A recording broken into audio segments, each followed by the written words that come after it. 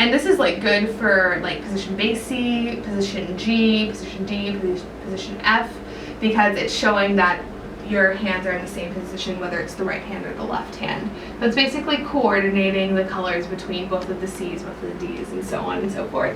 And this is really important too with the intervals, because students can think in like the colors as opposed to just being like, what are these dots on lines? So that's really good also. So they can think like visually through like a few different routes. So either through looking at the notes or looking at the colors, or usually I have them label the letter names also, just so they're like 3 different ways that they can see the same thing basically.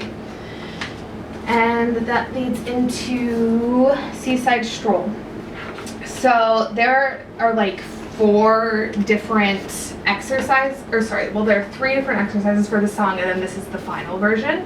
But what I usually start my students out with, so either this, which is simply the right hand melody for the song, or this one, and I just separate it out. So first, like, all of the students, like, by this point should be very, very comfortable with the right hand, because it stays in the same position for middle C and bass C.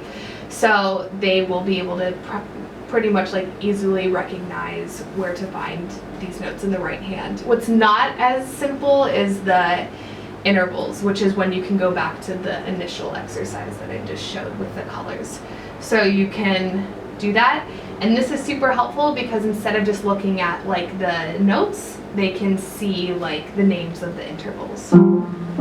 And instead of saying intervals most of the time, I say like the distance between notes, or like, I don't know, intervals is kind of like a long word sometimes for some students, and they might confuse it with inversions. True. And then eventually, like, we work on, after we're doing hands separately from here and playing like, okay, I can do the right hand, okay, I can do the left hand. Then it's coordinating the first notes that are played together. So playing them harmonically. So first here, and this is simply the first note of each measure. And then eventually after going through there, then we can look at the actual song. One thing that I've noticed is that like almost all of my students, like they always do this.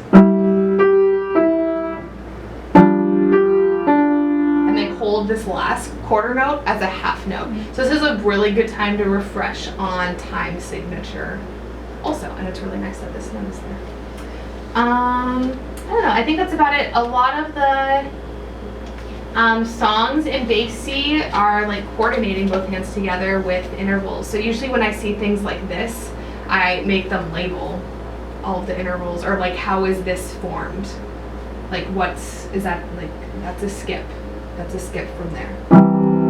So just like, it's a triad, but like, you can explain it in another way too.